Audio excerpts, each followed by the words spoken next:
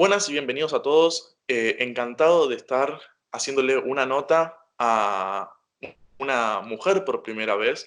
En este caso estoy con Valentina de su canal La Entropía de Valen. Así que Valen, nada, contanos muy brevemente, sin spoilear las preguntas que te voy a hacer ahora, qué es lo que haces. Bueno, si ves que me spoileo, simplemente avísame. ¿Cómo estás? Soy Valentina, como ya dijiste, del canal La Entropía de Valen, y mi canal está dedicado mayoritariamente a hacer crítica al feminismo, pero sin dejar de considerarme parte del feminismo, lo cual es un concepto Perfecto, que creo bastante curioso. perfecto, me encantó esa introducción que hiciste. Entonces vos sos feminista. Sí. ¿Qué clase de feminista sos? ¿Sos con algo diferente, particular?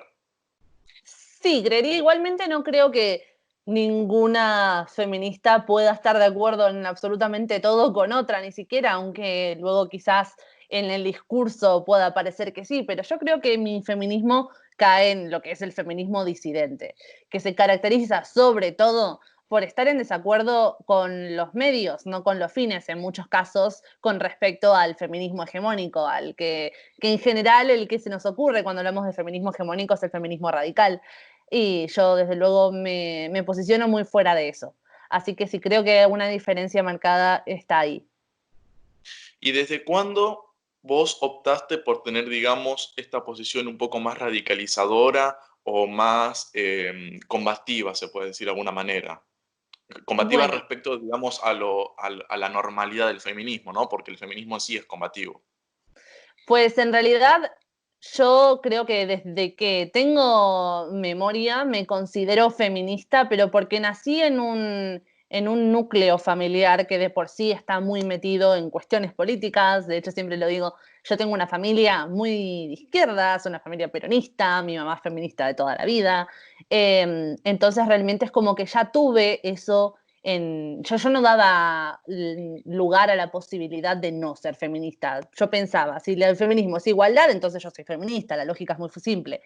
Sin embargo, fue a partir de que con los años, en la adolescencia sobre todo, me empecé a meter cada vez más en el feminismo, a militarlo de alguna manera, a formar parte más allá de simplemente llamarme como tal, cuando en lugar de encontrar respuestas empecé a encontrar preguntas.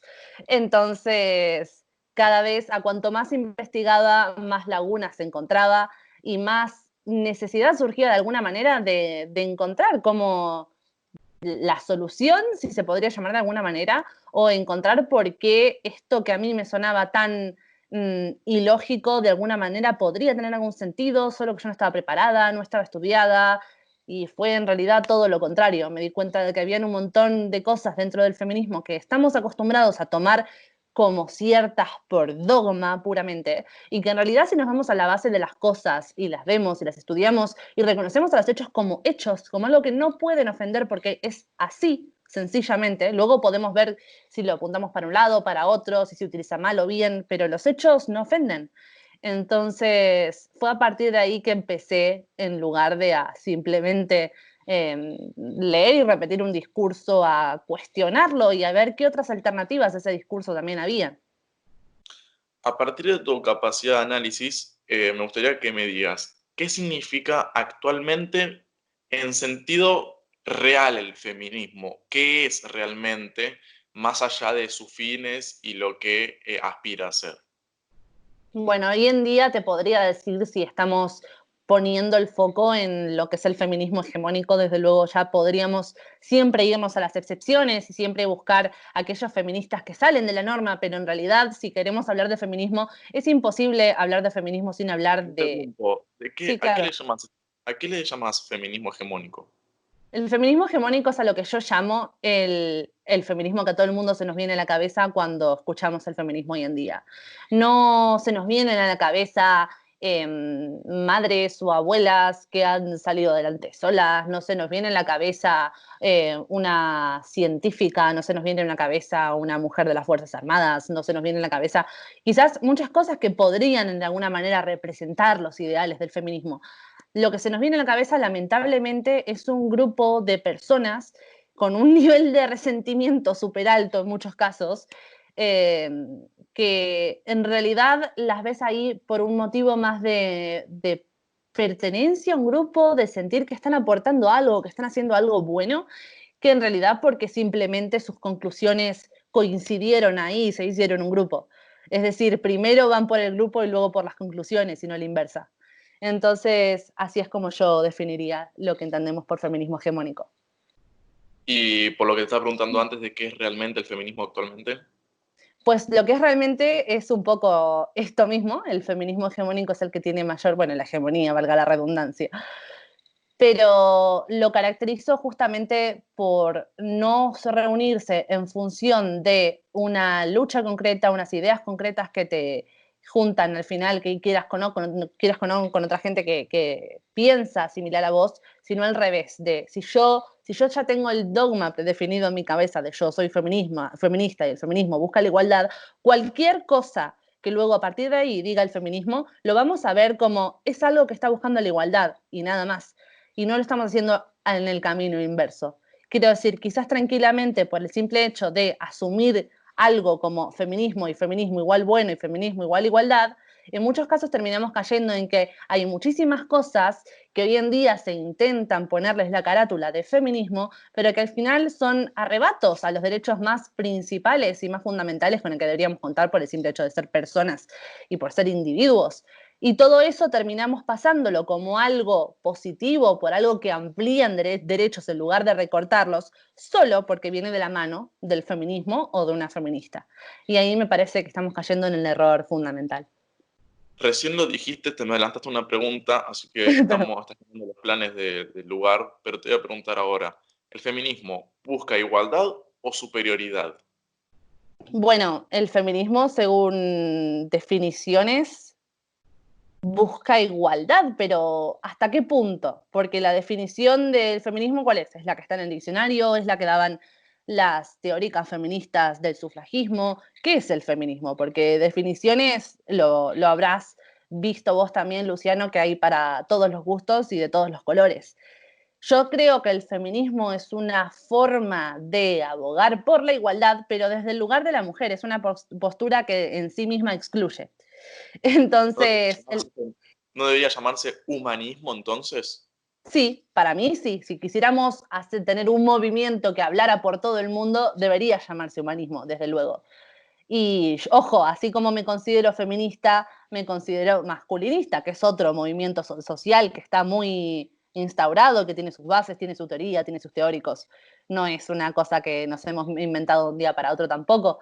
Y es por ese único motivo por el que me considero feminista, porque si nos basamos en lo que de verdad tenemos delante de nuestros ojos y no en lo que debería o nos gustaría, la realidad es que un movimiento humanista como tal hoy no tenemos, menos con la fuerza y el peso que tiene el feminismo. Y al mismo tiempo estamos viendo cómo en muchos campos se les está recortando en búsqueda de una supuesta igualdad las libertades a los hombres. Entonces también me parece súper importante que en lugar de simplemente decir, bueno, somos todos iguales y ya está, y simplemente tenerlo asumido como una verdad tuya, poder llevarlo a las acciones y poder hacer algo que realmente cambie esa realidad más allá de ese discurso. Eh, Entonces, Corto y conciso, ¿qué es eso ser masculinista? masculinista, mira, la mejor definición que yo escuché fue la definición que dio Experto en Igualdad, no sé si lo conoces. Es un hombre también masculinista y es un movimiento heterogéneo que tiene como objetivo el análisis y la construcción masculina de la identidad y sus problemas respecto al género. Es decir, una de las causas principales del masculinismo podría ser, por ejemplo, que los hombres en muchos casos tienen menor acceso a la custodia compartida, son víctimas en muchos casos, sobre todo acá donde estoy viviendo, de denuncias falsas. En muchos otros casos también, por ejemplo, sin ir más lejos, en Guatemala solo los hombres pueden ser condenados a pena de muerte. Hasta hace un par de años, ¿cómo era que le llamaban? Las corridas en Colombia, donde básicamente cazaban hombres de la vía pública para forzarlos a hacer el servicio militar, y eso era algo que que es el medievo, eso pasaba hasta hace 5 años. Entonces, Entonces, ¿vos crees realmente que el feminismo discrimina a hombres?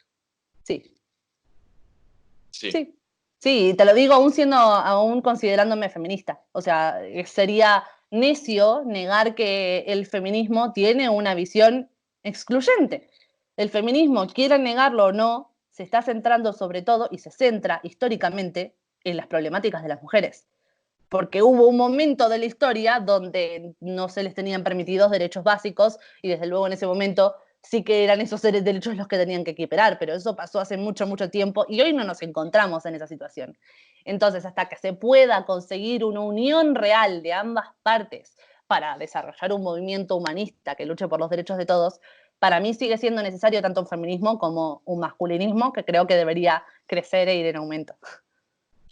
Voy a correr un poco lo que te venía preguntando tanto recién. No sé si conoces a Danan, que es también un youtuber muy Sí, con todo este tema también. Eh, coincidimos en algún debate con él.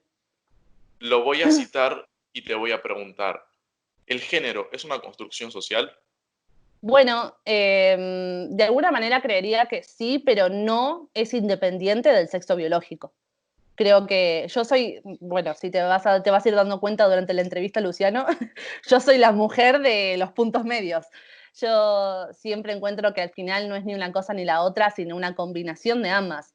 Porque sí, desde luego veo una diferencia entre el género y el sexo biológico, pero no se puede desprender ni queriendo el concepto de género al de sexo, porque si estuviéramos hablando de género sin ligarlo directamente al sexo biológico, entonces estaríamos hablando pura y únicamente de tu identidad como persona. Por eso cuando se habla de géneros no binarios, a mí me parece un imposible, porque un género si no está ligado al sexo biológico, entonces ya no es un género no binario, es simplemente tu identidad, la persona que sos. Ok, yo te lo mencioné porque, por ejemplo, mismo en el video donde está Danan, que agarra y hace las preguntas, por ejemplo, si ahora yo me siento una cabra, ¿puedo ser realmente una cabra? Este, ¿Me lo estás pero bueno, preguntando? Ah, te lo te puedo. lo menciono, pero bueno, no sé qué opinas al respecto. Bueno, tanto los hombres como las mujeres en nuestra especie, el ser humano, tiene determinantes femeninos y masculinos, en mayor o menor medida, lógicamente, y luego eso define lo que es nuestro sexo biológico. No tenemos determinantes de cabra, ni de helicóptero Apache, ni de avión. Entonces, por eso es que no es posible eso. Sin embargo, sí es posible que tiendas más a un lado o a otro, porque al fin y al cabo tenemos esos determinantes y está estudiado por la ciencia, por la biología, la disforia de género como tal, no como una cuestión. Mira, experto en igualdad ponía este ejemplo que me pareció muy bueno. En realidad, el ser trans es a la disforia de género lo que es los lentes a la miopía. No es que ser trans es una cosa y está documentado ni nada. Lo que está documentado es la disforia de género. Y si a alguien con disforia de género le hace sentir mejor ser trans, pues yo no me voy a meter ahí. Desde luego, el día de mañana, cuando vos seas únicamente huesos, dirán que tu sexo biológico era tal. Pero bueno, Mm. cómo hayas vivido vos tu experiencia de vida es tu problema y creo que nadie más que a tu médico debería importarle mucho eso. Me terminaron las preguntas sobre el feminismo y quiero tocar ahora un poquito más sobre vos y también va a ser un poco de política. Yo sé que vos estás viviendo en España actualmente. Sí. ¿Por qué? Porque tomaste la decisión, ¿por qué te fuiste a vivir a España? Bueno, en realidad yo viví muchos años de mi vida en España, desde los 10 hasta los 16. Luego me volví a Argentina y a principios del año pasado me volví a España otra vez solita. Y esto fue un poco porque en cierto punto ya había vivido acá y era algo que quería, simplemente quería volver. Y por otro, decidí que era el momento de hacerlo porque yo estaba ya emprendiendo mis cosas, mi carrera, mi estructura profesional y Argentina es un país donde para mí es muy difícil progresar. O sea, en tal caso te podés mantener y podés estar bien y tal, pero realmente lo que es progresar e ir un poco más de lo que estás necesitando o pudiendo es realmente muy difícil. Entonces, por eso me vine para acá. A partir de que consigas vos ese progreso en España, ¿volverías a Ujú. Argentina? Y depende, tendría que ver cómo está todo también, porque creo que ya más allá de una cuestión de qué tanto te gusta el país o cómo de cómoda estás, es de acuerdo a tu experiencia y lo que te haya pasado. Si estoy con, no sé, un laburo de puta madre, por decirte algo, acá en España, quizás no me voy a ir porque ya tengo mi vida formada acá. Ahora sí que Argentina es un país que a mí me gusta mucho, le tengo mucho cariño y espero algún día, si se da la posibilidad, volver, aunque sea de visita. Vamos cerrando la nota y te Mm. pregunto esto final. Vos, totalmente subjetivo esto, ¿qué consejo le das a los jóvenes o a la juventud de sí? Pues El consejo que les doy, más que nada, es que por un lado se conviertan en seres independientes que no necesitan a otros, que no están con otros por necesidad. No quiero desde mis ideales que sigan habiendo hombres que se vean obligados de alguna manera a estar con su mujer o a lo que sea, porque al fin y al cabo no saben, no sé, ocuparse de la casa, ni tampoco quiero a mujeres que no puedan estar, es decir, que no se puedan divorciar porque al final no saben cómo poner un clavo en la pared. Y que creo que para todos finalmente conseguir una igualdad y no tener esta, no sé, interdependencia, que tampoco me parece mala si es elegida, pero no decir soy infeliz y soy un fracasado por culpa de este factor, sino eliminar este factor para que entonces, si sos un fracasado, sea por tu culpa y puedas reconocerlo y ser feliz por ello. No, Pero el otro totalmente de consejo acuerdo. que quiero dar, y ya sí, el último, es que todo el mundo debería desarrollar la mente crítica e incluso cualquier cosa, incluso este consejo, dudarlo. Eso, lo que dijiste es, incluso tu consejo dudarlo, eso es clave, me parece. Sí. Bueno, ahora sí vamos a cerrar verdaderamente y donde te cedo la palabra a vos para hacer la 10ª pregunta. Elegís vos a una persona y elegís vos la pregunta, así que todo tuyo ahora. Muy bien. Le quisiera hacer la pregunta a Diana Azar, que es la baterista de Make Mama Proud, que es un grupo argentino, no sé si lo conoces. Yo te puedo pasar el contacto con ella si lo necesitas, después lo hablamos. Mi pregunta, la pregunta que quiero hacerle a Diana es cómo se vive la situación política respecto al feminismo en tu campo, que cada vez hay más mujeres entrando por cuestiones de cuotas de género o el simple hecho de cumplir con un número porque sos mujer. Vos, Diana, que sos una mujer que justamente se ha caracterizado por llegar a donde está porque tiene los ovarios y se lo merece y trabajó muy duro. Perfecto. Bueno, está invitada Dayana a hacer la próxima nota, así que no me queda nada más que agradecerte, Valen, por este tiempo, por compartir un poco de vos, tanto a nivel personal como a nivel profesional también, porque esto es parte de tu labor. Así que nada, si quieres despedirte y esto es todo. Bueno, muchísimas gracias, Luciano, por traerme acá. Un abrazo a todos y bueno, quien se quiera pasar por mi Instagram o mi canal, ya saben dónde encontrarme. Están todos invitados a seguir a Valen, así que un saludo y nos vemos en la próxima.